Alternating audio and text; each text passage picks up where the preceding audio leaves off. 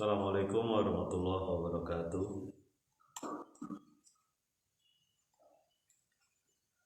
Alhamdulillah, alladzi hadana li hadza wa ma kunna linahtadiya laula an hadana Allah.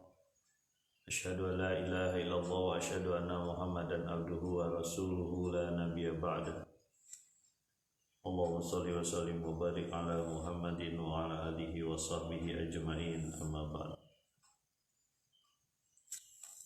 Ayuhan nas ittaqullaha haqqa tuqatih wa la tamutunna illa wa antum muslimun. Sadaqallah sadaqa rasul karim.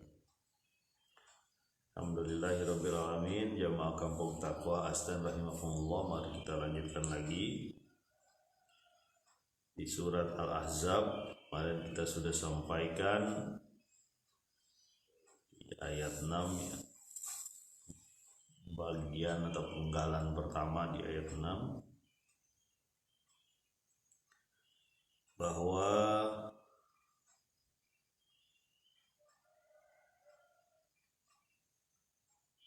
pernyataan dari Allah Subhanahu wa taala, Nabi lebih utama dari kaum mukminin ya, bahkan dari dirinya sendiri ya. Ini adalah perwalian umum dari Islam ya, bahwa Nabi lebih utama dari dirinya sendiri.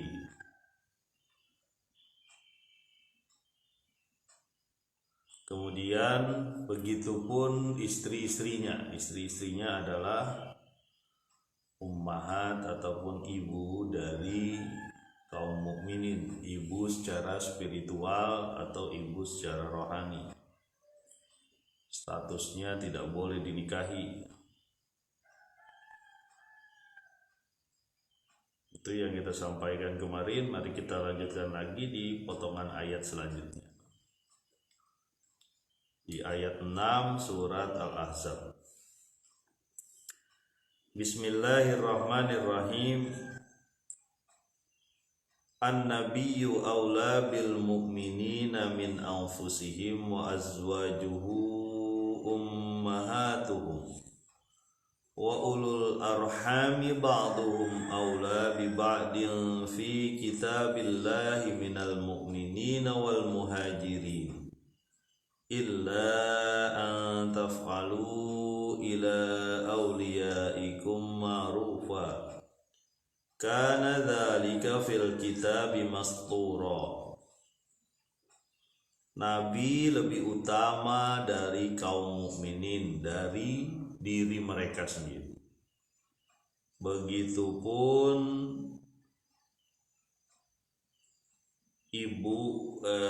istrinya adalah ibu dari mereka. Dan orang-orang yang mempunyai hubungan darah lebih utama saling mewarisi ya. Itu yang tercatat di kitab Allah daripada kaum mukminin dan kaum muhajirin.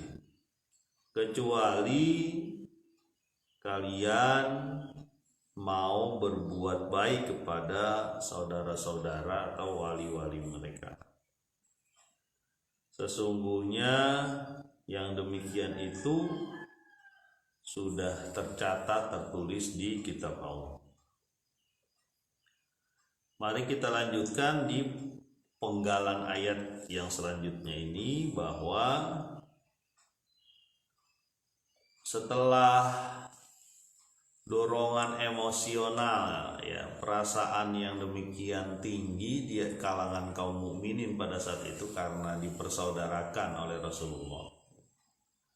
Mereka bahkan saling membantu dan saling menyerahkan harta ya kepada muhajirin pada saat itu. Dorongan ini memang dibutuhkan ketika masyarakat baru terbangun ya. Perasaan merasa saling berkasih sayang dengan orang yang memilih akidah yang sama ya. Dan itu belum pernah terjadi. Belum pernah terjadi di muka bumi ini ada satu persatuan, ya, kumpulan masyarakat yang diikat oleh dorongan persaudaraan yang begitu kuat, ya. Bahkan sampai mewarisi, termasuk saling memberikan diat. Memang pada saat itu dibutuhkan, tapi masa-masa darurat sampai waktu yang telah ditentukan. Dorongan perasaan menyatu ini itu dorongan bukan alami, tapi dibentuk. Ya. Kalau dorongan alami berbeda nanti, maka ini dikembalikan ke dorongan alami. Ya. Wa ulul arhami ba'duhum aula bi ba'd. Mereka saling membantu, saling menolong, maksudnya saling mewarisi. Siapa yang saling mewarisi? Orang-orang yang hubungan darah, dikembalikan lagi. Jadi pada saat itu di Madinah mulai stabil. Kenapa mulai stabil? Sudah ada beberapa perang penaklukan yang menimbulkan tingkat kepercayaan tinggi, ya, pada kaum mukminin waktu itu.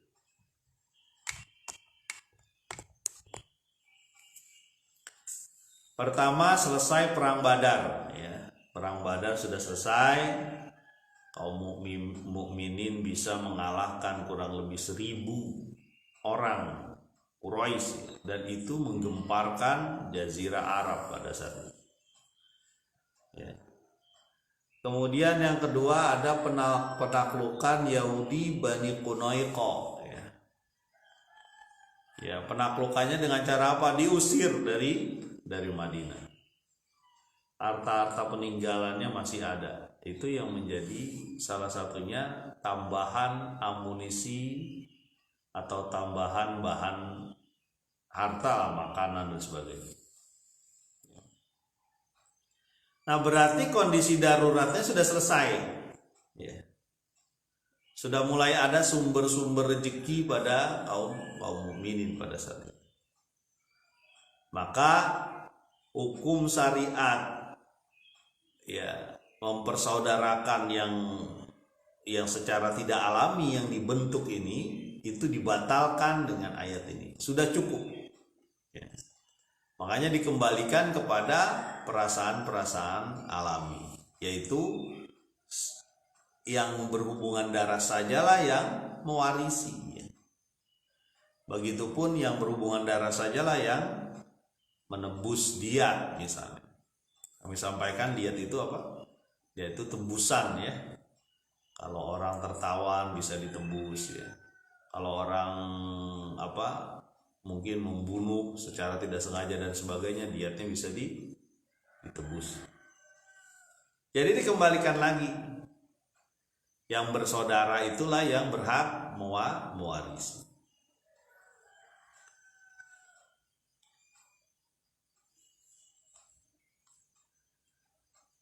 Dalam kitab Allah, jadi sudah ditulis di dalam kitab Allah. Wa ulul arhami ba'duhum aula bi ba'din fi kitabillah minal mu'minina wal muhajirin, daripada kaum mukminin dan kaum muhajirin.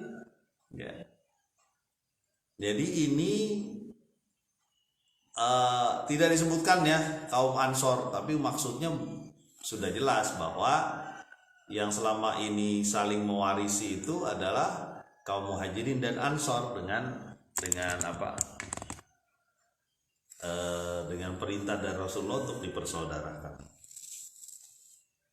Jadi kembali lagi kepada perasaan-perasaan alami, ya, bahwa anak mempunyai hak dan kewajiban terhadap bapaknya. Jadi dikembalikan lagi, begitupun bapak punya hak dan kewajiban dengan anak kandungnya.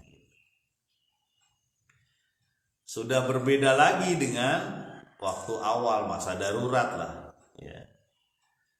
Sekarang kembali kepada memulai masa kegiatan normal, ya. Jamaah kampung takwa astan rahimakumullah. Tetapi apakah dibiarkan begitu saja, ya, kaum mukminin yang sudah pernah bersaudara lalu dilepas persaudaraannya? Tidak, ternyata Allah memberikan satu persiapan ketika dibutuhkan kembali. Ya, apa persiapannya? Persiapan celah-celah kebaikan di situ. Jadi nggak didiemin, dibiarin aja itu kaum muhajirin. Setelah kan kita udah nggak ada waris mewaris, udah ada ayat ini ya. Berarti yang mewarisi adalah udah anak kamu, nggak bisa begitu. Karena diberi kesempatan juga untuk apa? Untuk melakukan kebaikan. Nah, ini kita perlu sadar ya bahwa Allah Subhanahu wa taala begitu tahu tentang cara mengorganisasi, cara mengembangkan masyarakat.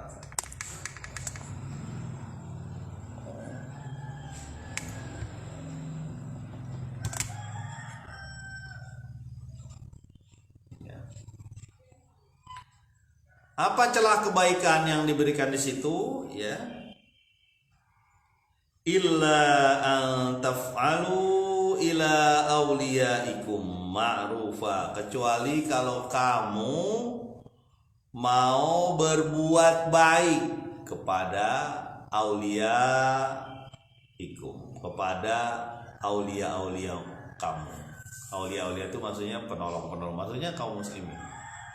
Yang tadi sudah dilepas ya, ikatan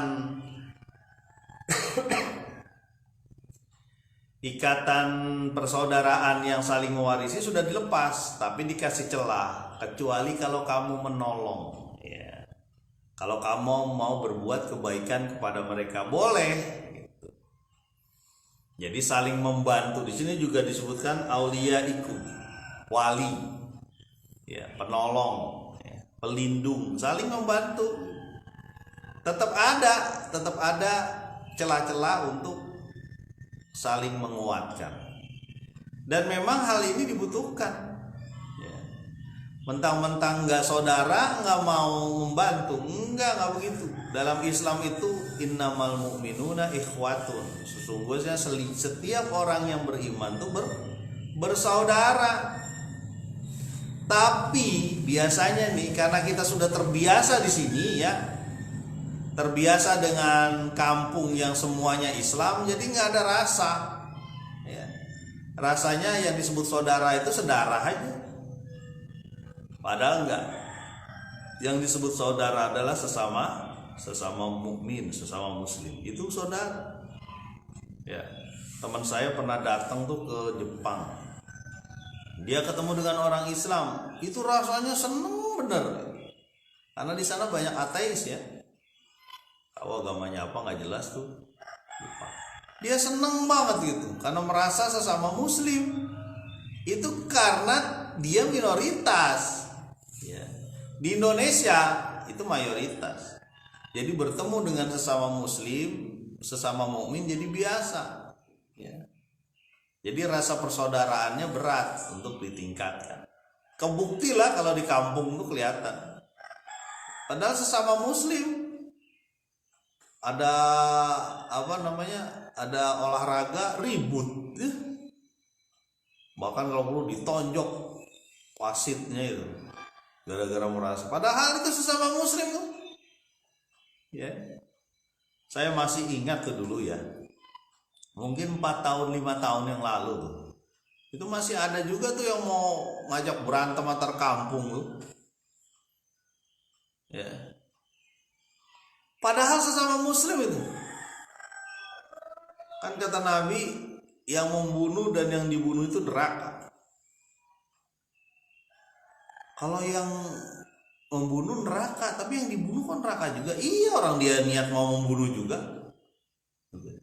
Sesama mukmin ya, kecuali ada perampokan dan sebagainya, beda itu kasus. Tapi niat membunuh sesama mukmin, sesama muslim itu dua-duanya itu berbahaya niat itu. Ya. Dulu itu ya berapa tahun ya, mungkin 6 tahunan yang lalu kali. Ya. Itu anak SD itu masih inget, mungkin sekarang mungkin ada yang masih dengar kali ini karena sebagian ada di kampung yang berbeda. Anak SD bawa bambu itu di dekat Gang Kapas sana. Gara-garanya apa? Dia mau ribut dengan salah satu SD yang lain.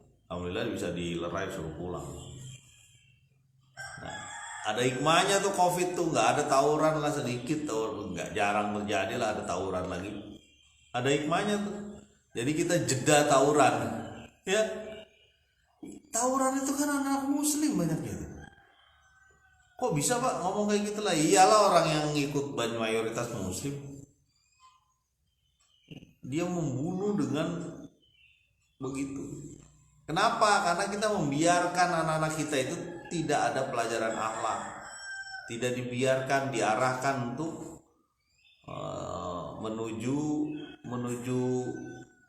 menuju agamanya, menuju Islam. Ya. Makanya saya sempat sampaikan dulu, saya masih ingat dulu, ya. Zaman apa ya? Apa reformasi apa zaman apa itu saya lupa lah. Pokoknya setelah zaman reformasi lah di pemerintahan siapa waktu itu saya lupa. Ada dialog di TVRI dulu antara dirjen pendidikan agama Islam ya, sama satu lagi dirjen dari Kementerian Pendidikan. Nah, dirjen dari Kementerian Pendidikan ini ya, itu mengakui bahwa tingkat tawuran, tingkat kerusakan akhlak lah ya di sekolah negeri itu lebih tinggi dibanding tingkat tawuran di sekolah berbasis agama seperti di MAN, di Sanawiyah. Itu diakui itu. Artinya apa? Pendidikan agama terbukti menurunkan tingkat kriminalitas. Belibet banget ini. Itu terbukti. Ya gimana enggak, orang hampir setiap hari mungkin diceritakan tentang Al-Quran, tentang hadis, tentang semangat para pejuang-pejuang agama ini untuk menegakkan masyarakat. Jadi kepola di kepalanya kisah-kisah Islami, kisah-kisah yang meningkatkan status jadi manusia adalah derajat tertinggi dan dia pengatur bumi. Jadi niat untuk tawuran nggak ada. Ya. Cuma permasalahannya mengakui tapi nggak mengadopsi, ini masalahnya. Mengakui pendidikan agama itu bisa lebih baik, tapi tidak mau dipakai. Sekarang kalau kita jujur nih. Orang yang mendapat pendidikan agama ya, pendidikan akhlak dari kecil, kemudian ada sekolah-sekolah agama, sekolah akhlak ya. Itu bisa tuh mencapai universitas top. Universitas bagus gitu ya. Bisa. Bahkan mereka juga berprestasi. Berarti sebenarnya sama aja. Bahkan lebih baik. Ya, ketika sekolah itu diberi nuansa keagamaan yang kental, ya, sehingga tidak terjadi tuh tawuran. Ya. Capek itu ngurusin tawuran tuh ya, sampai ada yang pembunuhan segala.